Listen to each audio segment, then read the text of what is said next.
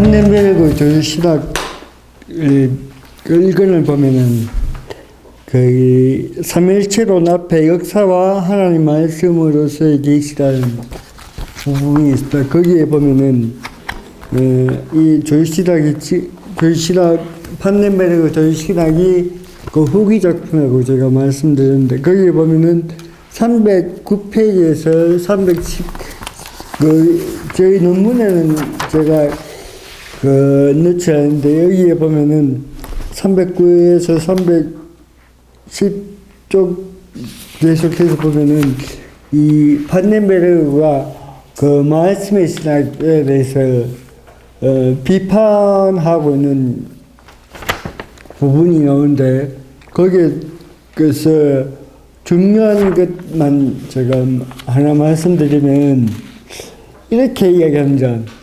그 판넨베르그가 말씀의 신학에 대해서 이렇게 비판하는 구절이 있습니다.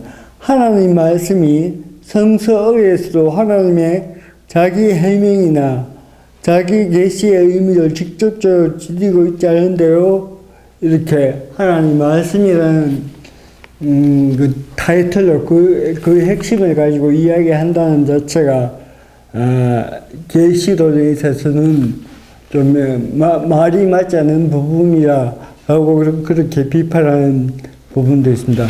오늘 제가 다루고자 하는 것은 어떻게 보면 그 계시론에 관한 부분이에요. 오늘 계시론인데 오늘 그 논문을 제가 두 가지를 준비했습니다. 하나는 그 오늘 9페이지까지는 역사와 계시 판넨베르그의 이야기를 다뤘고, 그리고 10페이지부터 그 마지막 페이지까지는 성서에 나타난 역사 이해, 이거는 제가 옛날에 썼던 그 세미나 시간에 발표했던 그 페이퍼입니다. 여기 내용은 뭐냐면 성서에서 역사라는 단어를 어떻게 이해를 하고 있고, 그 역사라는 단어가 어떤 용도로 사용되고 있는가에 대해서 제가 조사하고 그 페이퍼를 만들었는데, 여기서 기본적으로 이야기하고자 하는 것은 성경에는 구약이든 신약이든 그 소위 말하는 그 영어 히스토리 또는 그 독일어 시테라는 그 역사라는 그 단어가 나오지 않는다. 그래서 역사라는 단어가 나오지 않고 그 역사와 같은 의미를 지닌 단어가 거기 구약에도 나오고 신약에도 나오는데, 거기에 나오는 단어들은 이제 요새 현대적 의미로 그런 역사의 의미와는 다르다는 그 이야기를 보도를 해서 얘기하고 있습니다. 이 이야기를 제가 준비하면서 보니까 그 구약 학자 중에서 제임스 바라는 미국 학자가 있습니다. 그 사람이 이제 판넨베르그의 그 역사로서의 계시를 이제 비판하면서 이런 이야기를, 저와 똑같은 이야기를 이제 하고 있습니다. 무슨 이야기를 하고 있냐면, 역사로서의 계시다고 이야기하는데 성경에는 역사라는 단어가 나오지 않는데 어떻게 그 역사라는 단어를 가지고 이제 그 계시론에 있어서 다룰 수가 있느냐, 이렇게 제임스 바라는 그 학자가 이제 판넨베르를 이제 반박하는 그런 이야기, 그런 반박도 있습니다. 있는데 어쨌든 그런 바의 그런 반박에 이제 대항해서 이제 이 판넨베르그는 역사라는 그 단어가 구체적으로 성경에는 언급되지 않더라도 이미 성경은 구약이든 신약이든 하나의 역사적인 사건이, 역사적인 어떤 그런 결과물들이고, 그 결과물들이기 때문에 그 안에, 그 성경 안에 뭐 역사라는 나라가 나오든 안 나오든 상관이 없다. 그렇게 이제, 판넨베르그는 또 제임스 바의 반박에 대해서 이제 응답을 하고 있습니다. 그래서 오늘 제가 보편사와 구원사 이렇게 나눌 수 있는데, 우리가 또 보편사와 구원사를 다루면서 이렇게 번역의 문제를 또 한번 여러분 생각해 봐야 되겠습니다. 뭐냐면은 보편사라기도 하고 세속사라기도 하는데, 그러면 보편사와 세속사가 같은 의미인가, 아니면 세속사와 보편사는 다른 의미인가, 이것도 한번 우리가 생각해보고 또 우리가 짚고 넘어가야 할 문제입니다. 어쨌든 또 뭐 구원사를 구속사라고 번역하는 데 있는데, 구속사라는 말과 구원사라는 말은 아마 같은 의미인데, 제가 느끼기에는 이 보편사라는 말과 세속사라는 말은 좀 차이가 있는 것 같습니다. 제가 그래서 지금 오늘은 그 부분에 대해서는 좀 다루기 힘들어서 다루지 않고, 어쨌든 판넨베르가 말하고 있는 이 보편사라는 게 무엇인지, 그리고 보편사의 그 계시라고 할 때 그 계시라는 게 뭔지를 오늘 다루고자 합니다.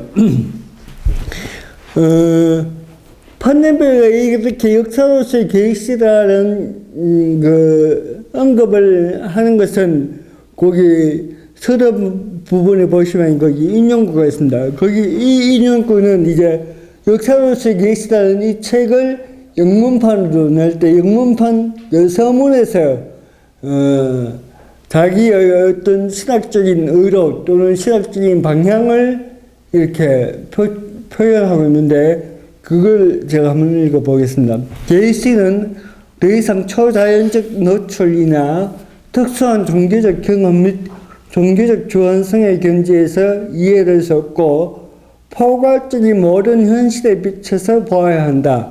이 현실은 단순히 주어진 것이 아니고 세속적인 역사 과정이다. 그 과정은 이미 완성된 것이 아니라 예수의 가르침 및 그의 인간적인 삶에서 얘기된 미래로 열려져 있다. 이런 식으로 계시를 논하는 것은 끊임없는 권위에 대한 요청이 아니라 합리적인 논의와 연구에는 개방하는 것을 의미한다. 그러니까 한마디로 이야기하자면 역사로서 나타나는 그 계시는 초월적인 계시라는 의미보다, 그 계시가 우리가 계속해서 이야기하는 것처럼 인간의 인식의 부분에 있어서 어떻게 계시를 우리가 이해할 수 있느냐, 또는 우리가 어떻게 합리적으로 그 계시에 대해서 설명할 수 있는가, 거기에 대한 어떤 개방성 내지는 어떤 그 이해를 가질 수 있는 그런 상황일 수밖에 없고, 그런 방향으로 이제 계시가 논의되어야 된다고 하는 것이 판넨베르그가 이 역사로서의 계시를 들고 나왔던 그런 의도와 목적이 아닌가, 그렇게 생각합니다. 판넨베르그는 계시에 대해서 분명한 정의를 통해서 자신의 신학을 출발하고 있습니다. 계시에 대한 그의 이해는 자신의 신학적 작업에 있어서 서론이며 결론이라 할 수 있습니다. 우리는 여기서 그가 이해하고 있는 역사로서의 하나님 계시가 무엇인지를 살펴보고자 합니다. 20세기 전반의 신학은 자유주의 신학에 반대하는 마르트를 중심으로 한 변증법적 신학의 영향을 통해서 형성되었습니다. 그러니까 마르트 이후의 신학이라는 것은 이 마르트를 따라가거나 아니면 마르트를 이제 반대하거나 그런 신학으로 이제 형성되었다는 것이 판넨베르그가 본 그 현대 신학의 흐름이라고 할 수 있습니다. 이 신학은 바르트의 초역사적 구원사의 신학과 볼트만과 고갈테를 중심으로 이루는 실존 신학으로 나눌 수 있을 것이다. 이들의 신학의 공통점은 역사에 대한 현실적 이해의 거부이다. 다시 말해서 그들의 신학의 중심적인 논의의 현실성으로 역사적 보편사에 대한 이해가 기여됐다는데 이제 이 변정법적 신학 또는 그 실존론적 신학의 한계라고 이제 바르트 판넨베르는 보고 있습니다. 다시 말해서 그들의 신학의 중심적인 논의에서 현실성으로 역사, 즉 보편사에 대한 이해는 기여되었다. 보편사에 대한 이해를 신학적인 사유로부터 멀어지게 함으로써 신학은 세속적인 삶과 무관한 조항주의에 머물게 되었다고 판넨베르는 비판하고 있습니다. 특히 역사를 이해하는 데 있어서 볼트만의 실존론적 신학은 역사를 예면화함으로써 객관적인 역사에 대한 의미성을 추구하는 실존의 역사성으로 후퇴하였다. 바르트와 볼트만에 의해서 역사에 대한 객관적 이해가 거부됨으로써 신학의 근거가 되는 사실 자체로서의 역사는 거부되었다. 이런 상황에 대하여 판넨베르는 역사가 곧 신학의 가장 포괄적인 지평이라고 규정하고 있습니다. 그 인용권을 제가 한번 읽어보겠습니다. 역사는 기독교 신학의 가장 포괄적인 지평이다. 모든 신학적인 물음과 답변은 하나님과 인간과 더불어 그리고 인간을 통해서 그의 전 창조와 더불어 가지는 역사의 틀 안에서만 의미가 있다. 미래를 향하여 움직여가는 역사는 세상에서 볼 때는 아직은 감춰져 있으나 예수 그리스도 안에는 이미 계시되었다. 기독교 신학의 이 전제는 오늘날 신학 자체 내에서 양 측면에서 방어되지 않으면 안 된다. 한편으로는 역사를 실존의 역사 속으로 해소시켜버리는 볼트만과 고갈텐의 실존 신학에 맞서서 방어되어야 하며, 다른 한편으로는 구속사 전통 내에서 켈러에 의해 개발된 논제, 즉 신학의 진정한 내용은 초역사적이라고 하는 논제에 맞서서 방어되어야 한다. 역사의 초역사적 중의이란 이런 가정은 이미 일반 역사와 대립하는 구속사 신학에 대한 허프만의 규정에서 제시되어 왔습니다. 그러니까 이 구속사라는 말은 이 허프만에 의해서 규정되어, 허프만이 그 최초로 사용한 용어가 바로 그 구속사라는 이 용어입니다. 근데 이 구속사라는 용어를 이제 바르트는 이제 원역사, 우호계시태라고 이렇게 사용하기도 합니다.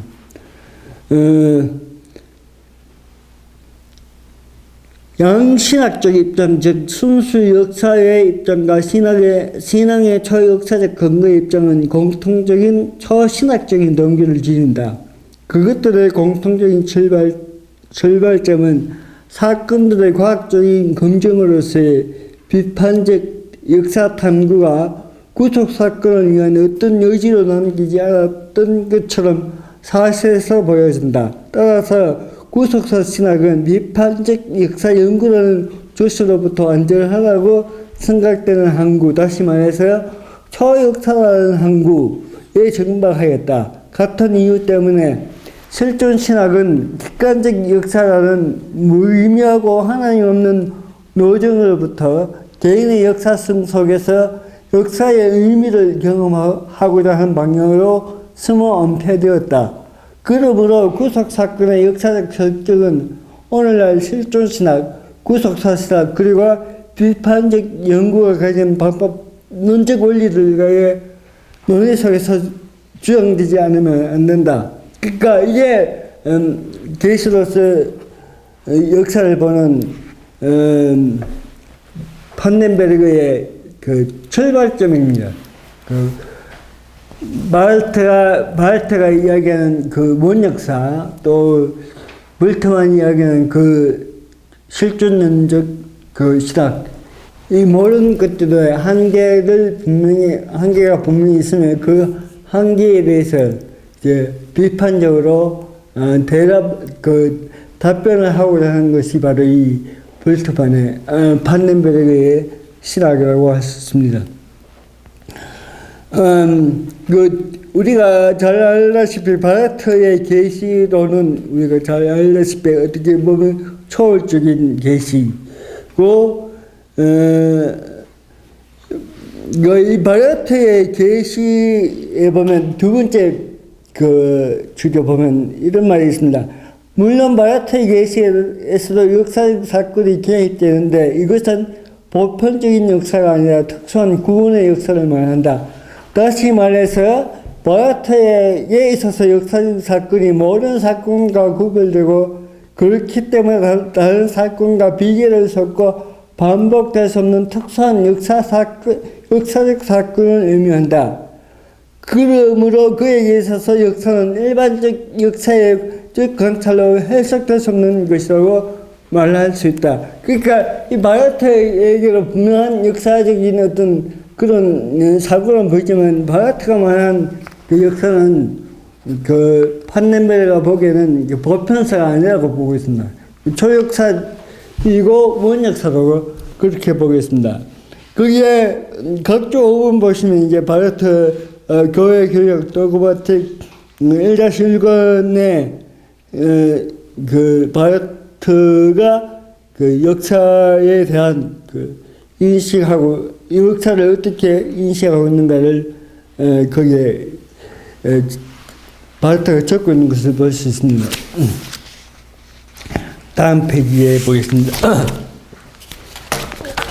이와 반대로 판넨베르그에 있어서 계시가 일어나는 장소의 역사는 특수한 역사가 아니라 보편사를 말한다. 그런 이 보편사에 대한 이해를 이스라엘 역사를 통해서 이해하고자 했다. 여기서 판넨베르그가 이 보편사를 이해하는 데 있어서 가장 기본적으로 그가 수용하고는 그 구약신학이 바로 이 폰나르의 구약신학입니다. 폰나르의 구약신학 그 각주 6번에 보면은 거기 조금 제가 요약을 해놨는데 그러니까 폰나르에게 보기에는 그 구약 성경 안에 그 역사가 두 가지가 존재한다고 봅니다.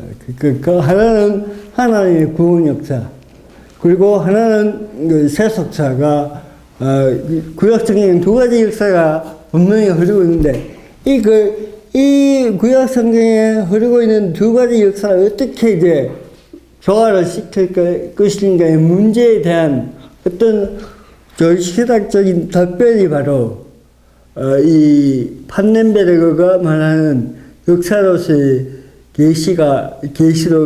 역사로서의 계시라는 그 결과물이 바로 여기에서 주어져 있지 않은가 그렇게 생각해 봅니다. 그 폰나르의 그 구약 성서 신학을 읽어보면 처음에는 예를 들어서 이 폰나르가 예를 들고 있는 게 이제 다윗의 역사를 이제 예를 들고 있는데 다윗의 폰나르는 규정하기를 이 다윗의 역사는 처음에는 이게 세속사로부터 시작되었다고 보였습니다. 거기는 어떤 인간의 죄악의 역사고 어떤 정치사고 이런 것들이 이제 이 다윗의 역사인데 여기에 이제 하나님의 역사가 개입되어서 이제 이 다윗이 가진 인간적인 한계를 넘어서 서 있는 그런 역사의 어떤 전석으로 이제 다윗 이야기를 풀이하고 있는 것을 볼 수가 있습니다. 어쨌든 그런 걸 볼 때 이 폰나르로 구약 성서를 연구하면서 어떻게 보면 이 세소사, 구약 성경에 흐르는 그 세소사와 또 구원사를 어떻게 조화롭게 이해할 것인가의 문제에 그 중심을 가지고 있었고, 또 그 영향이 바로 이 판넨베르그에게 영향을 줬고, 판넨베르그는 이 구속사와 이 세속사를 어떻게 조직시각적으로 또 조화를 이룰 수 있는가에 대해서 연구했던 것이 바로 그가 주장했던 역사로서의 계시의 문제가 아닌가 그렇게 생각합니다. 각주 7번 밑에부터 제가 읽겠습니다. 또한 판넨베르는 이런 이스라엘 역사의 구조를 관찰하면서 약속과 성체 형식을 발견하였다. 다시 말해서 이스라엘 역사는 이스라엘 민족과 약속하시고 그것을 성취시키는 하나님의 개입을 분명히 볼 수 있는 것이다. 즉 이스라엘의 역사는 하나님의 약속과 성체의 긴장 관계에서 일어나는 사건들의 연속이라 할 수 있다. 이것을 통해 이스라엘 민족의 역사에 대한 의식은 민족을 넘어서서 세계 전체에 대한 의식으로 확대되어 나간다. 이러한 의식의 확대는 하나님의 계시가 역사의 목적이 되고 하나님의 역사는 역사를 결정하는 힘이 되며 궁극적으로 묵시문학 속에서 창조에서 종말에 이르는 모든 사건의 과정이 법헌사 속에 포괄되는 것으로 이해하고 있기 때문이다. 그리하여 이스라엘 민족은 자신들의 역사만이 아니라 세계의 역사를 이와 같이 이해하게 되었으며 이 역사를 총체적인 현실로 인식하였습니다. 이런 점에서 판넨베르크는 보편사는 약속과 성취하는 구조 속에서 정말을 향해 진행되는 세계의 역사를 말하는 것입니다. 이런 의미에서 이 판넨베르크가 말하는 보편사와 소위 말하는 세속사는 구분되어야 된다고 봅니다. 왜냐하면 이 판넨베르크의 보편사는 그 하나님의 약속과 또 실현 또는 성취의 그 과정을 하나님의 약속과 실현이라는 그 어떤 역사관을 통해서 역사를 이미 보고 있다는 점에서 일반적으로 하는 어떤 그 세속사와의 개념은 다르지 않나 그렇게 저는 봤습니다. 이런 점에서 판넨베르크는 보편사란 역사과 성취라는 구조 속에서 종말을 향해 진행되는 세계의 역사를 말한다. 이와 같은 이해는 북시문학에서 보여지고 있는 세계를 포함한 우주의 종말로 향해 가는 역사를 근거하고 있다. 이렇게 볼 때 그가 이해하는 보편사의 출발은 묵시문학에서 형성되었다고 보는 것입니다. 그러니까 이 판넨베르크는 이제 폰나르의 어떤 구약 성서에 나타나는 그 보편사와 구원사의 그 문제도 근거하고 있지만 또 이 이스라엘 역사에 있어서 중간기에 나타나는 묵시문학적 서상 거기에서 이제 뭐랄까 그 이스라엘 역사가 특수한 역사가 아니고 어떤 이스라엘 역사만이 아니고 그 묵시문학에서 보여주는 것처럼 세계의 파국 단순히 그 이스라엘의 해방만 이야기하는 것이 아니고 우리가 알고 있다시피 이 묵시문학이라는 게 바로 세계의 어떤 종말을 이야기하고 있는 것입니다. 그래서 이 판넨베르크는 이렇게 이 세계의 종말을 이해하고 있는 이 묵시문학을 자기가 이해하는 보편사를 이해하는데 어떤 그 기본적인 근거로 끌어들이고 있다는 그런 말입니다. 신약에 나타난 약속과 성취의 구조. 판넨베르크는 신약에서의 보편사에 대한 개념을 볼트만의 실존론적 해석에 대한 비판을 통해 정립하고자 합니다. 볼트만은 신약과 구약을 분리하였으며 신약에 나타난 묵시문학적 요소를 제거하고 양식사 비판을 통해 역사적 예술을 발견하셨던 결론에 도달했습니다. 물타만의 그 신학에 대한 그 이야기는 우리가 다 잘 알고 있죠. 그래서 그런 페이지 4페이지에 보시면 이와 반대로 그 두 번째 패러그래프에 이와 반대로 판넨베르크는 신학 정체에 여전히 약속과 성체 구조를 가진 보편사를 찾고자 하였다. 그런 신학 성체에 나타난 전성들이 실존의 역사성만 나타나고 있는 것이 아니라 예수 그리스도의 구원 사건과 구약에 나타난 역사의식을 함께 공유하고 있다고 보았다. 그가 이와 같이 신약을 이해하였기 때문에 예수는 구약의 빛에서만 하나님의 계시가 될 수 있다는 주장을 할 수 있었다. 다시 말해서 예수는 구약의 묵시막 속에서 기대했던 약속의 정말로 논적 성취를 의미한다. 또한 예수의 부활 사건 속의 역사의 완성이 일어났으며 이스라엘의 하나님의 정말론적 자기 정령을 실현시켰다고 보았다. 그래서 판넨베르크는 그 신학의 가장 중심적인 바로 이 역사지만 또 한편으로서 판넨베르크 신학의 핵심을 말하라고 한다면 바로 이 예수 그리스도의 부활의 사건, 부활의 역사적 사건, 아마 판넨베르크 신학에 있어서 이 두 축이 핵심적인 축이 아닐까. 하나는 역사고 하나는 이제 예수 그리스도의 부활 사건입니다. 그래서 제가 원래는 이번 주에 예수 그리스도의 부활 사건을 다루려고 했는데 다음 주에 제가 다루려고 합니다. 그래서 부활의 역사성의 문제는 다음 주에 제가 상세하게 말씀드리겠습니다. 그러나 판넨베르크는 구약과 신약의 동일성을 찾고자 유형론적인 해석을 수용하지는 않았다. 예를 들면 하나님의 역사는 필연적이라기보다는 우발적 사건의 나타남으로 봤기 때문이다. 다시 말해서 하나님의 역사는 약속과 성취라는 역사의 구조 안에서 있지만 언제나 우리의 이해를 넘어서 새로운 사건으로 주어진다는 의미이다.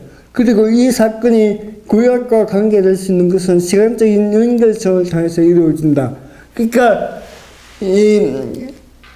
판넨베르크가 그 지난번에도 말씀드렸지만 우발성, 역사의 우연적인 사건, 그것을 이제 역사를 이해하는데 끌어들이는데 어쨌든 그 우연적인 사건도 이 판넨베르크는 그 약속과 성취라는 그 구조 속에서 이제 본다는 거죠. 이런 의미에서 판넨베르크의 역사관은 바로 하나님의 약속과 성취라는 그 구조를 가지고 있다고 볼 때에 아까 초반에 말씀드렸던 것처럼 이 판넨베르크가 이야기하고 있는 이 보편사는 단순히 그 세속사를 의미하는 것이 아니라는 것을 느낄 수가 있는 것입니다.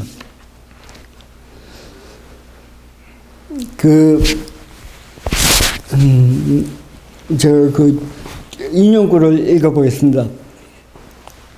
하나님이 주신 약속들은 본래 그 약속을 받은 사람들이 이해했던 것과는 다르게 성취되었으나 그 본래 약속에 근거해서 내용만 변화되어진 것이다. 사건의 내용이 아무리 변화되었어도 그 약속들의 연속성을 깨달을 수 있게 해주는 역사의 통일성에서 새로운 약속에 결합되어 다른 공통성이 나타난다. 이런 관점에서만 기독교 신앙에서 볼 때에 구약 성수가 독자적인 밑바탕을 잃지 않게 된다. 왜냐하면 만일 신약의 내용이 성취되려면 그 성취에 앞서서 바로 그 약속이 먼저 와야 하기 때문이다. 그러니까 이런 점에서 약속과 성취라는 의미에서 이제 구약과 신약을 연결시키고 있고 그 약속과 성취의 이제 가장 그 결론이 뭐냐? 바로 이 예수의 예수의 부활에 두고 있다는 것입니다.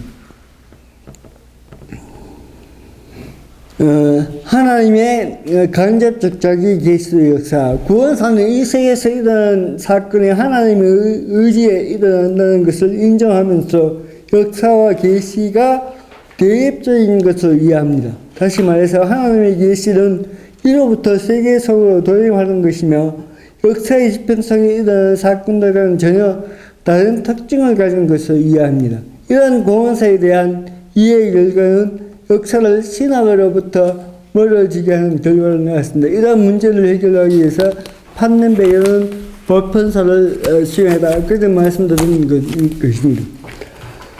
그래서 판넨베르에 의하면 위에서 살펴본 바와 같이 역사는 구별되거나 단절되는 것이 아니라 하나님은 창조로부터 정발에 이르는 역사 속에서 역사의 주관자로 행동하신다는 겁니다. 이런 점에서 우리의 역사는 단순히 인간의 행위나 사건의 전개 과정이 아니라 하나님의 행위가 나타난 결과이며 그의 의지를 나타내는 간접적인 하나님의 계시라고 할 수 있다는 것입니다. 여기서 말하는 하나님의 간접적인 계시는 세계 속에서 직접적으로 하나님의 현존을 통해서 이루어지는 계시가 아니라 어떤 수단을 통해서 이루어지는 계시를 말합니다. 여기서 그 어떤 수단이란 곧 역사를 말하는 것입니다. 이 말은 뭐냐면은, 아까 제가 서로에서 이제 판넨베르그가 바르트를 비판하면서 그 말씀이, 그 하나님 말씀이 우리에게 직접적으로 하나님 말씀하신다라는 것을 가지고 이제 바르트는 자신의 신학을 전개하고 있는데, 이 판넨베르그가 보기에 하나님 말씀하신다는 것은 곧 성서에 나타난 그 이야기인데, 그 성서가 오늘날 비판적인 작업을 거치면서 이제 어떤 성서의 권위가 해체되고, 이제 이색으로 이제 성서를 읽히고 있는 이 시점에서, 그러니까 그 시점에서 우리가 하나님 말씀하신다는 것을 직접적인 하나님의 계시로 어떻게 받아들일 수 있는가, 이렇게 봤다는 것입니다. 그래서 아마 이런 점에서 그 판넨베르그의 그 시각은 이런 점에서는 어떻게 보면 바르트의 시각의 구조를 조금 수용하지 않았는가, 그렇게 봅니다. 왜냐하면 이게 여기서 간접적인 이제 계시라고 이야기하는 것은 어떻게 보면 바르트를 형제도가 하는 말인 것입니다. 바르트가 하나님 말씀하신다라고 그렇게 하는 그 어떤 명제를 이제 비판적으로 취하면서 하나님이 직접적으로 말씀하시는 것이 아니고 하나님은 말씀하신데 무엇을 통해서 말씀하시는가 하면 그 역사를 통해서 말씀하신다. 이렇게 이제 어떻게 보면 바꾸었거나 아니면 그 바르트가 이야기했던 그 명제, 하나님 말씀하신다는 것에 대한 어떻게 보면 판넨베르그의 또 다른 해석, 아니면 제가 처음에 첫 시간에 말씀드렸던 것처럼 바르트에 대한 판넨베르그의 어떤 질문이 아닌가, 그렇게 보아집니다. 그는 하나님의 계시로서의 역사에 대한 근거를 성서에서 발견하였는데, 성서에서 나타난 하나님의 역사적 행위는 위에서 살펴본 것과 같이 하나님의 창조로부터 정말에 이르는 역사 전체가 하나님의 자기 계시로서 이해되었습니다. 역사 전체가 하나님의 간접적 계시로 이해된다면 예수 그리스도 사건을 통해 나타난 계시 사건은 어떻게 이해되어야 하는지가 문제가 됩니다. 판넨베르크는 이 문제를 해결하기 위해서 하나님의 계시는 처음부터 완전히 이해되지 않고 역사의 정말에 이르러 완전히 이해된다는 명제를 제시합니다. 왜냐하면 긴 역사 가운데 일어나는 다른 사건이 완전히 하나님을 보여주지 않으면 주지 않으면 현재 사건에 대한 의미도 현재라는 시간 속에서 밝히 드러나는 것이 아니기 때문입니다. 계시에 대한 완전한 이해 혹은 현재 사건에 대한 완전한 의미는 하나님의 약속이 완전히 이루어지는 종말에 해명된다고 봅니다. 그러나 이러한 종말은 아직 실현되지 않았습니다. 그러나 그는 실현되지 않은 종말이 예수의 생애 속에서 성취되었다고 이렇게 이야기하고 있습니다. 이 부분은 판넨베르그가 해석학을 이제 시험하면서 딜타의 해석학을 제가 전번에 말씀드린 대로 비판한다고 하는데, 딜타이를 비판하면서 이제 딜타이로부터 이제 받아들인 것이 뭐냐면 부분과 전체의 문제죠. 이거 딜타이의 해석의 부분과 전체의 문제는 뭐냐면 미래가 없다는 겁니다. 그 미래는 있지만 그 미래는 죽음이라고 이렇게 이야기를 합니다. 근데 그 죽음이라는 것은 온전한 미래가 될 수 없다는 것이죠. 판넨베르가 보기에는. 그러니까, 그래서 판넨베르는 딜타를 그렇게 비판하면서 이 부분과 전체를 받아들여가지고, 이 전체라는 게 뭐냐? 부분과 전체.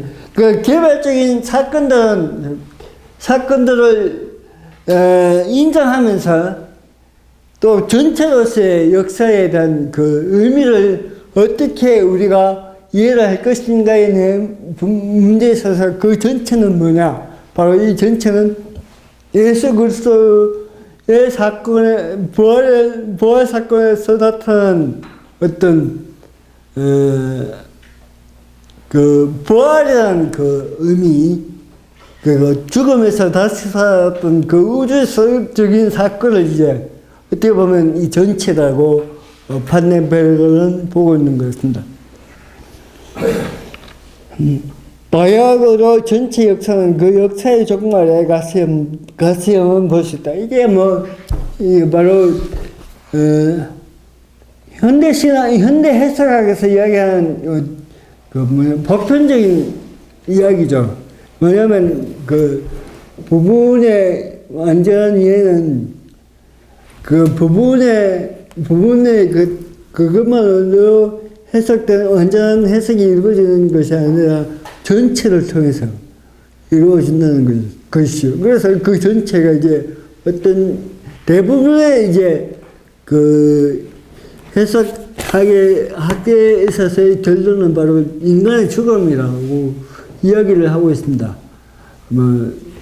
앞서 이야기했던 것처럼 델타이로 죽음을 이야기하고 있고, 우리가 알다시피, 실존론적 해석에 어떻게 보면, 거두로 할 수 있는, 하이데거로 이제 그렇게 죽음으로 이해하고 있죠. 그러니까 그 죽음이라는 게 이 판넨베르그는 보기에는 마음에 안 드는 것 같습니다. 어떻게 그 인간의 죽음, 그걸 가지고 어떻게 인간의 역사 또는 인간의 삶을 전체적으로 정언할 수 있으니까, 그거는 어떻게 보면 허무한 것이고, 뭔가 미래선, 그 죽음 이후에 어떤 사건 또는, 그걸 가지고 전체를, 인간의 역사 또는 인간의 개인 역사로, 그것을 통해서 들어봐야 되지 않겠느냐, 그런 이야기인 것 같습니다. 그때까지는 미래를 항상 넘어서는 어떤 것이 된다. 그리고 역사의 완성이 이미 예수 그리스도 안에서 시작되었다는 의미에서는 하나님께서 예수의 생에서 최종적으로 그리고 완전히 계시되었다. 우리들에게는 그렇게 실감나지 않을지 모르지만 이미 예수의 부활과 더불어 정말이 일어났다고 봅니다. 그래서 이 판넨베르그의 진리 이해를 보면, 진리라는 것도 판넨베르그가 이야기에는 어떻게 보면 변하지 않고 아주 고정적인 그런 의미에서 진리를 이야기하지 않습니다. 그 진리는 언제든지 시간적인 제약을 가지고 있어서 그 당시에 그 진리를 어떻게 이해하고 있느냐, 또 그 진리가 또 그 시대마다 그 이해의 범위가 달라지고 또 그 방향이 달라지고 한다는 거죠. 예수 그리스도의 사건, 특히 부활 사건 속에서 정말 일어남으로써 하나님의 계시를 완전하게 되었다고 그렇게 봅니다. 다시 말해서 이 사건은 역사 속에서 일어나는 하나님의 완전한 계시의 사건으로 이해되어야 한다는 것입니다. 그렇다면 예수 그리스도의 사건, 그 사건이 이제 일어났죠. 부활의 사건도 일어났고 사건이 일어났는데, 그렇다면 예수 그리스도의 부활 사건 이후에 여전히 역사는 전개되고 있고 지금도 소위 사건들이 일어나고 있는데, 이 사건은 우리가 어떻게 이해해야 하는가의 문제가 또 하나 남는 거죠. 그래서 이 부활 이후의 역사에 대해서 이제 판넬 베르크는 다음과 같이 이해를 하고 있습니다. 만약 예수 그리스도의 생에서 정말 얘기되고 그것이 바로 하나님의 계시라면 더 이상 하나님의 계시는 일어날 수 없다. 물론 하나님은 그리스도 이후의 사건에서 활동하시면 거기서 자신을 노출하신다. 그러나 이것도 근원적으로 새로운 활동이 아니라 이미 예수의 생애에서 계시된 것이다. 그렇다고 해서 그리스도 이후에는 어떤 새로운 사건도 일어나지 않는다는 의미가 아니라 그리스도 후의 역사는 그리스도의 표적을 지은다. 이렇게 이해하는 걸 볼 때 판넬베르가 이해하는 그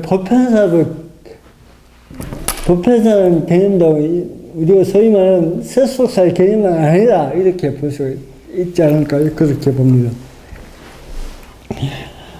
그래서 이렇게 역사 속에서 역사로서 나타나는 하나님의 계시는 어떻게 인식 가능한가? 즉 우리 가운데 일어나는 역사적 사건은 하나님의 계시로, 그리고 그리스도의 흔적을 지니고 있는 역사로 인식할 수 있는 방법은 무엇인가? 판넬베르크는 역사로서의 계시는 본론을 가진 모르는 사람에게 개방되어 있다고 말한다. 왜냐하면 하나님의 계시 사건은 비밀로 감싸여 있거나 신비한 사건이 아니기 때문이다. 만약 하나님의 계시가 자연적 인식과 대립되거나 비교되는 인식으로 이해되어진다면 하나님의 역사적 계시를 영지주의적 비밀을 가진 지식으로 왜곡시키는 위험에 빠지게 된다고 봅니다. 판넬베르크는 이러한 위험을 극복하기 위해서 계시에 대한 인식을 개방합니다. 즉 예수를 인식할 수 있는 조건은 일성을 가진 모두에게 그 하나님의 계시는 이해될 수 있다고 보는 거죠.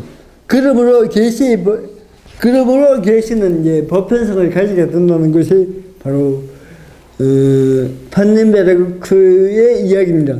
그러니까 보편성을 누구에게나 열려져 있기 때문에 이 계시는 이제 판넬베르크는 더 나아가서 역사 비판적인 연구의 대상이 될 수 있다, 이렇게 보는 겁니다. 계시 인식 가능성을 이 부분을 다루는데, 제가 이 부분을 다루면서 결국 서양의 특히 독일의 현대 철학 또는 신학은 용어 싸움이라 하는 생각이 많이 들었습니다. 왜냐하면 우리가 잘 알고 있는 켈리 신학도 그렇고 하이데거의 철학도 그렇고 따지고 보면 용어를 어떤 개념을 어떻게 이해하느냐, 또 그 개념의 의원을 어떻게 내년의 문제인 것 같습니다.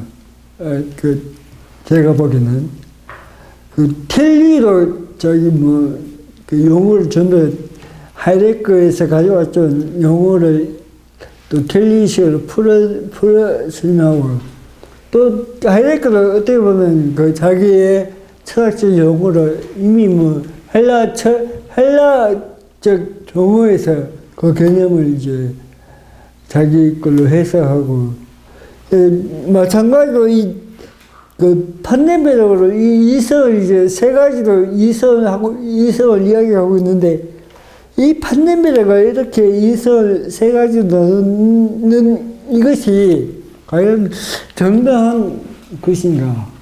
그런 생각이 먼저 들었습니다. 판넬베르크에 있어서 역사로서의 계시에 대한 인식은 이성을 통해서 가능하라고 논증함으로써 계시의 보편성을 주장합니다.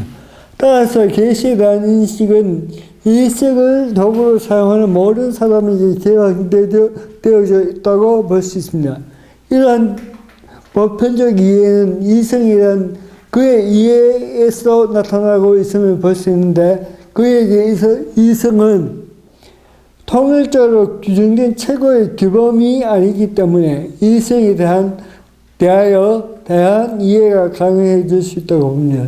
이제 판넬베르크는 하나님의 계시를 이성을 가진 모든 사람에게 개방되어 있다고 하는데, 그렇다면 그 이성이라는 게 뭐라는 거죠? 그래서 이제 이 판넬베르크가 이성을 세 가지로 구분하고 있습니다. 하나, 처음에 나오는 게 선험적 이성이라고 그렇게 규정을 하고 있고, 두 번째 이제 판넬베르크의 이성은 바로 그 다음 7페이지에 나오는 그 수용하는 이성이라, 페르네멘데 페르눔프트라고 이렇게 하는 그 이성이 나오고, 그 세 번째 이성은 역사적인 이성이라고 합니다. 선험적 이성은 뭐 우리가 다 잘 알다시피 칸트를 비롯한 그 철학에서 이야기하고 있는 경험 이전의 이성을 이야기하고 있습니다. 그리고 제가 그래서 한번 읽어보겠습니다. 이러한 이성이라는 이해를 근거로 하여 판넬베르크는 이성을 세 가지 개념으로 나누어 설명하고 있습니다. 첫째로 선험적인 이성을 말합니다. 이것은 누트에 의해서 언급된 이성으로서 일찍이 아리스토텔레스와 아퀴나스가 이해하였던 것입니다. 아퀴나스에 의하면 선험적 이성이란 인간이 이론적인 지식을 획득함에 있어서 추리를 가능하게 하는 일반적인 원리를 말합니다. 다시 말해서 어떤 대상에 대한 인식이 가능한 것은 이 지성 안에 이미 존재하는 원리가 작용되고 있다는 것을 말합니다. 이런 점에서 칸트가 이해하고 있는 선험적 이성이 여기에 상응한다고 볼 수 있습니다. 그러나 판넬베르크는 이러한 이성을 거부하는데, 왜냐하면 성서적 전성 안에 포함되어 있는 기독교 신앙의 내용이 선험적인 이성에 의해 출현될 수 있는 것이 아니기 때문입니다. 두 번째, 판넬베르크가 말한 두 번째 이성은 수용하는 이성입니다. 이것은 캄나에 의해서 경신된 플라톤의 통찰로부터 나온 이성을 말합니다. 여기서 통찰이란 갑작스러운 깨달음을 통해서 진실된 존재자의 확정된 형태를 수용하는 것을 말합니다. 한마디로 수용하는 이성은 어떤 직관적인 깨달음을 통해서 펼쳐지는 어떤 이것을 이제 수용하는 이성이라고 이제 판넬베르크는 보고 있는 것입니다. 판넬베르크는 그다음 패러그래프를 보겠습니다. 판넬베르크는 이어서 말한 그 이성에 대한 두 가지 개념은 역사로서의 하나님 계시를 인식하는 데 있어서 한계가 있음을 간파하고 역사적인 이성이라는 개념을 제시하고 있습니다. 그는 이러한 이성에 대한 이해를 위해서 딜타의 논리를 적극적으로 수용하고 있음을 볼 수 있는데, 딜타의 견해, 즉 우리들의 인식 가능성은 고정된 선험성이 아니라 우리의 존재의 전체성으로부터 도출된 발전사이기 때문에 모든 철학이 지향하는 질문에 대답될 수 있다는 견해를 수용함으로써 역사적 이성을 전개해 나갑니다. 다시 말해서 진리에 대한 인식은 고정되어 있는 선언적 원리에 의해서가 아니라 현재로부터 미래로 지향해가는 시간성으로 가능한 것이죠. 그러니까 제가 아까 전에 말씀드렸던 것처럼 질기란 학고 불변하고 어떤 움직이지 않는 것이 아니고 그게 어떤 시간적인 제약 속에서 그 이해가 확정되고 발전되어 간다. 그렇게 이해하는 그 알물 그런 이성을 이 판네벨 그런 역사적 이성이라고 그렇게 정의를 하고 있는데 이것은 아까 전에 제가 다시 설명했던 것처럼 전체와 부분 그것을 이제 그 전체와 부분의 구조를 하나의 어떤 그 이성으로 보지 않는가 그렇게 보아집니다. 또한 델타에 의하면 모든 개별적인 사건에 대한 참된 인식은 삶의 과정의 마지막 혹은 총체성이라 일컫는 삶의 전체성에서 가능하다고 봅니다. 그러므로 참된 인식은 궁극적인 미래를 역사적으로선 체험으로서 가능하다는 판넨베르크 주장이 또 다시 확정될 수 있는 계기가 되었습니다. 판넨베르크의 역사적 이성은 바로 이와 같은 구조를 가집니다. 이런 점에서 역사적 이성이란 정말론적 성격을 가지고 있다고 볼 수 있으며 또한 그가 이해하는 신앙과 이러한 성격을 지니고 있습니다. 즉 계시에 대한 인식은 역사적 이성을 통해 가능하며 이 이성은 미래를 선체함으로써 그 기능을 수행할 수 있다는 점에서 신앙과 같은 구조를 가진다고 볼 수 있습니다. 이런 점에서 또 판넨베르크가 이야기하는 보편성, 개방성의 문제가 또 이제 대비가 되는 거죠. 왜냐하면 그렇다면 그 역사적 이성은 누가 가지고 있는가 하는 거죠. 그러니까 이 역사적 이성은 그 판넨베르크에 의하면 그 신앙인이 신앙인이 갈 수 있는 그런 한계를 가지고 있지 않느냐. 그런 점에서 어떻게 판넨베르크가 또 이렇게 일반적인 보편성을 이야기할 수 있는지 그런 한계가 또 여기서 노정되고 있는 것 같습니다. 이거 신앙과 이성을 한번 보겠습니다. 판넨베르크에 있어서 신앙이란 현재 결단을 의미하는 것이 아니라 이것은 바로 볼트만의 어떤 그 신앙관이죠. 과거의 사건에 대하여 현재와 미래를 통해서 가질 수 있는 의미를 인식하는 것을 말합니다. 여기서 말하는 과거의 사건이란 위에서 언급한 바와 같이 하나님의 계시로 나타난 보편사를 의미하고 있는 것인데 또한 이것을 전성사로 규정하고 있습니다. 이 전성사로 말은 구약 폰나드를 중심으로 한 구속사학파에서 이제 사용된 그 구속 전성사라는 이 용어는 구약 성사학자에 의해서 나온 그런 용어입니다.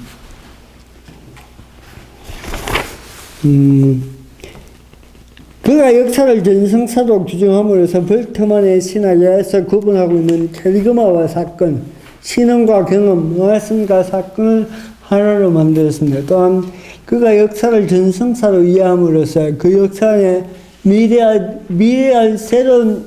대한 새로운 기대와 새로운 경험의 빛 가운데서 전달된 전선의 끊임없는 계정을 포함하고 있음을 의미합니다. 다시 말해 전성사로서의 역사는 언제나 새로운 해석이 가능한 것을 의미합니다.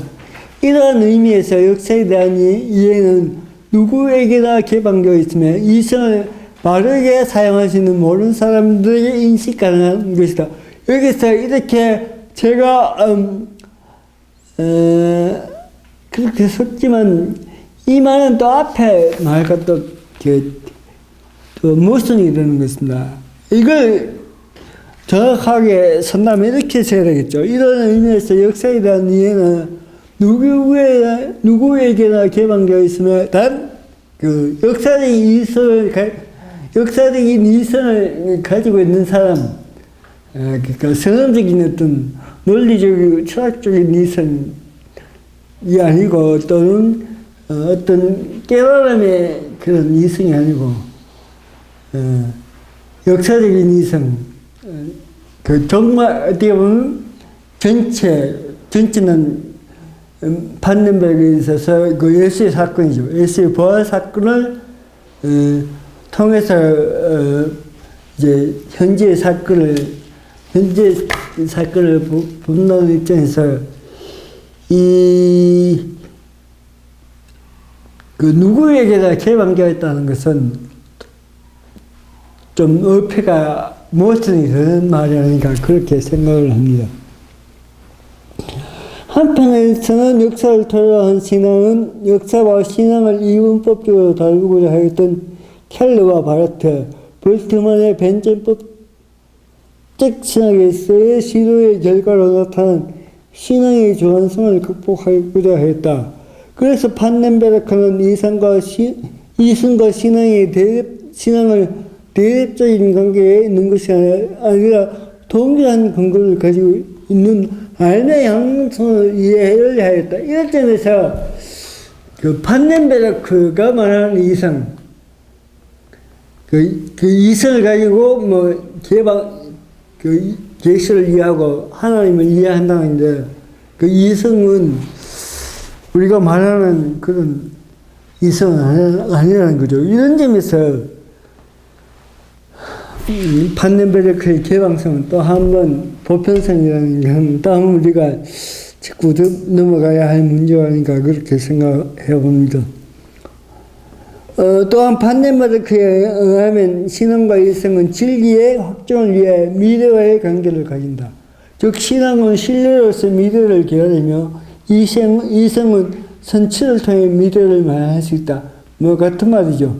그러나 신앙과 이성이 동일한 구조를 가지고 있다 할지라도 양자 사이에는 차이가 있는데 그것은 이성이 현재에 한정되지 않고 미래를 기대하지만 그러나 이성이 주된 관심은 현재에 있으며 반면에 신앙은 현실의 전체를 구성하고 동시에 모든 개별적인 것을 그 자체의 본질로 구성하고 완성하는 미래에 관심이 있다. 그러니까 어디에 현재의 중심이 있느냐 아니면 미래의 중심이 있느냐에 따라서 이성과 그 신앙은 구분된다고 이야기하는데 이건 볼 때 같은 문제가 아닌가 그렇게 봅니다. 그렇다면 이성이 곧 신앙이다 이렇게 될 때 그 신학의 또 합리적 이해 또는 신학의 보편성, 신학의 개방성이라는 그 문제는 과연 우리 범위가 이제 어떻게 보면 한계가 보이는 것 같습니다. 판넨베르크는 하나님의 계시를 역사로 이해하고 그 역사를 인식하는 방법으로서 신앙과 이성을 동등하게 취급한다. 그의 이러한 시도는 변제법적 신학의 영향을 인해 멀어졌던 타 학문가의 간격을 좁혔고 대화의 가능성을 열어놓았다고 볼 수 있다. 이러한 대화의 가능성은 그가 주장하는 인간론에서도 볼 수 있다. 특히 그의 인간론의 출발은 교리로부터 출발하는 것이 아니라 철학적 인간학에서 출발하고 있음을 볼 수 있습니다. 그의 인간학에서 강조를 하고 있는 것은 개방성인데 이는 시간적으로 미래를 향한 개방성까지 언급하고 있음을 볼 수 있다. 이런 점에서 그의 역사 이해는 하나님의 계시에 대한 이해일 뿐만 아니라 인간의 이해까지도 포함된다고 볼 수 있습니다. 결론, 역사에 대한 이해는 해석의 문제라고 제가 봤습니다. 이렇게 말할 수 있는 것은 판넨베르크가 역사로서의 계시를 시작할 때 그가 출발점을 삼고 있는 폰나르의 역사 이해에서입니다. 폰나르에 있어서 구원사는 보편사와 단절되지 않고 구원사의 바탕에 세속사가 있음을 보편사가 있음을 보여주기 때문입니다. 결국 구원사는 세속사를 보편사를 무엇을 가지고 이해하는 것에 달려있다고 할 수 있습니다. 이런 점에서 구원사를 이해한다면 역사의 중심은 하나님이 아니라 인간의 이해가 중심이 된다고 볼 수 있습니다. 보편사 이해 속에서 하나님의 섭리를 통한 구원사로 이해가 가능하다면, 다시 말해서 역사에서 일어나는 우발적 사건에 대한 해석을 하나님의 행위로 해석한다면 이는 신에 대한 극한의 존재론적 정리에 빠질 수 있다. 이건 제가 극한의 존재론적 정리, 이건 제가 만든 말인데, 이게 이런 겁니다. 그런 밖에서 이야기했는데, 뭐냐면 어떻게 우리 인간에게 어떤 우발적인 사건이 일어난단 말이죠. 그러면 그 우발적인 사건이 일어난다면 그 우발적 사건의 원인을 모르는 인간은 찾겠죠. 도대체 이 사건이 왜 일어났는가? 그렇게 왜 일어났는가? 그 원인을 찾다가 그 슬로 계속 올라가다 보면 결국 그 인간이 말하서는, 인간이 이해해서는 어떤 그게 동양에서 말할 수 있는 하늘로 될 수 있고, 어떤 존재라고, 인간이 감히 어떻게 인식할 수 없는 어떤 존재라고 할 때 그 존재가 판넬베르그에서는 그 하나님이 될 수 있다는 거죠. 그렇게 볼 때 결국 원인이 오늘 그 신존재 정면에서 그 하나님을 존재하는 하나님의 증명 방식을 이해하는 그 구조가 그 판넬베르그가 이해하고 있는 이 역사로서의 계시에 대한 그 구조는 어떻게 보면 일맥상통하지 않는가. 그런 점에서 이 판넬베르그의 역사 이해는 어떻게 말하면 극한의 존재론적 정명의 어떻게 보면 일부분일 수 있다. 또는 한 측면일 수 있다. 또 그렇게 빠질 수 있는 위험성이 다분히 내포되어 있다. 이렇게 제가 봤습니다. 즉 법현사 가운데 일어나는 사건의 원인을 존재론적 해명을 시도함으로써 결과는 존재가 일반적인 신이해로 해석될 수밖에 없다는 것입니다. 그러나 우리가 인정해야 할 것은 구원사는 보편사와 단절되지 않는다는 것입니다. 그러나 역사를 예수 그리스도의 부활을 선체함으로써 해석한다는 것은 이미 구원사를 전제로 한 해석이라는 한계를 가질 수밖에 없습니다. 이런 점에서 판넬베르크의 역사를 계시라는 용어에서 이미 그가 비판하고 있는 구원사를 전제하고 있다고 말할 수 있습니다. 그러나 우리는 이 용어 가운데 어디에 강조를 주느냐에 따라서 보편사의 성격이 달라질 수 있는 가능성을 또한 가질 수 있다고 봅니다. 다시 말해서 역사의 중심을 둘 것이냐 아니면 하나님의 계시라는 거기에 중심을 둘 것인가에 따라서 우리가 이 판넬베르그가 이해하고 있는 보편성 또는 이 개방성의 문제로 여러 가지 또 의미로 한계를 가질 수 있고 또 해석을 할 수 있고 또 어떤 그런 한계와 또 여러 가지 다양한 해석이 가능하지 않은가 그렇게 보는데 제가 보편사와 구원사를 판넬베르그의 보편사와 구원사를 공부하면서 봤던 결론이 바로 이 세 가지라고 할 수 있겠습니다.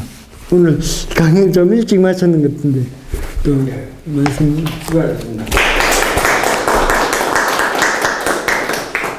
처음에 말씀해 주신 세속사와 보편사는 어떻게 구분되는가 그 부분에 대한 답변이 아직 내려주지 않는 것 같아요. 예, 제가 아직 지금 고민 중에 있습니다. 이걸 어떻게 이제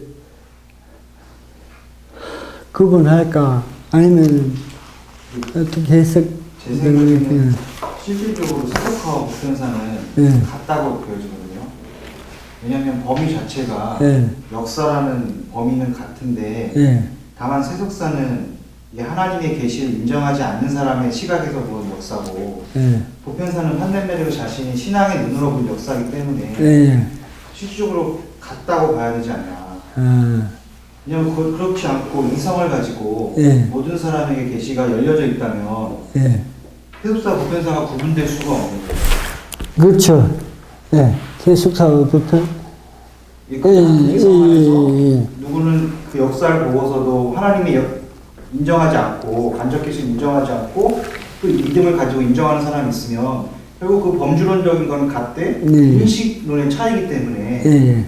결국 그가 이해하는 모든 사람에게 과연 이성이 자기 계시로 하나님의 자기 계시로서 열려 있는가 예. 그 문제에서 실패할 수밖에 없다는 거죠. 예, 맞습니다. 이게 그런 한계를 가졌습니다, 분명히. 제가 연구한 바는 그렇습니다. 예. 3페이지에 보면 예. 2-2 이쪽에 보시면 판덴베르그는 보편사란 약속과 성취라는 구조 속에서 종말을 향해 진행하는 세계의 역사다 예. 라고 하시면서 여기서 이제 그 이박사님께서 이거는 보편사와 세속사랑 다르다 하셨거든요.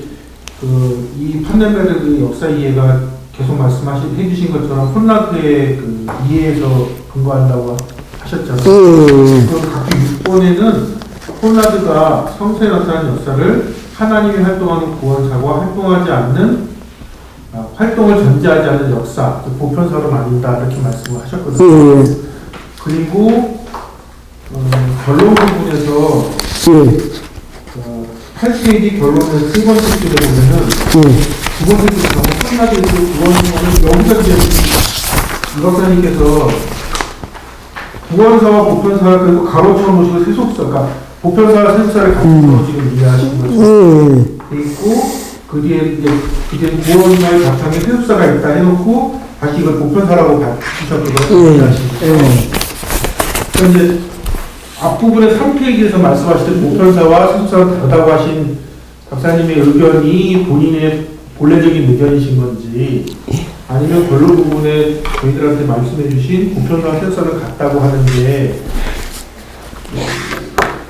말씀이시니까 구분이 되면 보편사와 세속사의 개념 제가 이게 좀 시간적으로 설명해야 될 것 같습니다. 지금 논문을 다 써놓고 논문에 대해서 계속 고민을 합니다. 고민을 하다 보니까 결국은 처음부터 끝까지 다시 한번 또 검토하고 생각을 해보니까 결국 이 판덴베르그의 이 보편사의 개념이 소위 말하는 세속사와는 그 분명히 뭔가 다른 점이 있다. 그걸 제가 고민을 하면서 느낀 겁니다. 그래서 그걸 제가 오늘 논문에 넣었지만 그걸 먼저 그걸 그렇게 이해를 했다고 생각하고 제가 썼고, 이게 논문을 좀 또 그 주초에 또 작성돼가지고 또 이거 제가 그 수강하지 못했는데 어쨌든 판덴베르그의 입장에서 본다면 세속사와 이 보편사는 다른 것이라고 볼 수 있습니다. 그게 제가 판덴베르그의 보편사의 개념에서 봤던 자기는 판덴베르그 자신은 보편사라고 이야기하지만 그 보편사는 이미 엄연한 그 일정한 구조가 있고 그 구조는 신학적인 구조를 가지고 있다. 그런 점에서 일반적인 세속사와는 분리되어져야 된다. 이게 제가 봤던 현재까지 보편사하고 구속사는 그래서 이게 유명합니다. 그 보편사와 구속사가 어떻게 보면 같은 거라고 볼 수 있습니다. 보편사가 더 큰 범주 아닌가요? 그러니까 이게 보편사가 큰 범주인데 제가 보론에 그러면 양력보다는 이해가 못하는 확률이 왔다 갔다 그다음에 가벼운 질문 하나 하고 조금 심각한 질문 하나. 결론 5페이지에 보시면 예. 보편사적 이해를 신의 섭리를 보건사적 이해를 가정하다 하고서 맨 뒤에 이는 신에 대한 극한의 존재론적 증명이다 라고 말씀하셨는데 예. 그리고 예제를 좀 설명을 해주셨었는데 그거는 예제만 들으면 존재론적 증명보다 우주론적 증명에 가깝지 않나 하는 생각이 들었는데 그거에 대해서 어떻게 생각하는지 궁금하고요. 예. 조금 심각한 질문은 말씀해 주시는 부분에서 2페이지에서 5페이지까지 쭉 전개가 되는 게 현대배우 역사에 대한 기본적인 이해인 것 같아요. 예. 그래서 약속과 성취를 말하고요. 예. 이 약속은 구약에 있고 성취는 신약에 있고 네. 성취는 그다음에 구절사는 결국 종말에서 완성되나 네. 그 완성이 지금은 이루어지지 않지만 성취가 되어진다. 모세 통해서 부활을 통해서 예. 라고 하는 구조를 이제 현대미래가 얘기하고 있는데 네. 그것은 뭐죠? 희망의 신학에서 말했던 몰트만이 갖고 있는 기본 구조와 같거든요. 예. 그러면 이 판덴베르그와 몰트만이 갖고 있는 구조가 근본적으로 완전히 같은 거지 아니면 좀 판덴베르그와 몰트만의 이해가 좀 차이가 있는 건지 그 설명을 좀. 제가 그 석사 논문에 그 용해의 존재, 대감 속에 있는 하나님의 존재에 대해서 그 석사 논문을 했는데, 용해의 구조로, 용해이 했던 그 대감도 어떤 가형신학에서 말하는 대감이 아니고, 볼트만과 같은 입장에서 오시는 하나님이란 그 이해를 이 용해는 대감의 가장 속에 있는 하나님을 이렇게 이해를 하는 그 구조를 제가 봤을 때, 이런 점에서 볼 때, 몰트만이든 판넨베르든 아니면 그 마르트의 그 제자였던 용해들은 어떻게 보면 그 시간적 이해가 같은 그 구조를 가지고 있다. 또 그 한계를 벗어날 수 없다라고 저는 봤습니다. 왜 그렇게 그러니까 그렇게 볼 수밖에 없을까요? 그거는 왜 그렇게 볼 수밖에 없었냐면은 그 역사 반대로 어쨌든 이 역사를 이해하는 데 있어서 역사의 전체는 어떻게 보면 미래를 통해서 역사의 전체가 이해될 수 있는 거지. 지금 현재에서는 우리의 완전한 이해는 이룰 수가 없고, 만약에 그게 미래였다면 그 미래는 우리에게 주어진 것이 아니고 하나님의 어떤 전적인 주권, 하나님의 전적인 어떤 그 인식, 하나님의 전적인 개입 속에서 전체 역사가 이해된다고 봤을 때 그 구조를 벗어날 수가 없는 게 신학의 어떻게 보면 그게 큰 어떻게 보면 최고의 원리가 아닌가 그렇게 봐지는 거죠. 만약에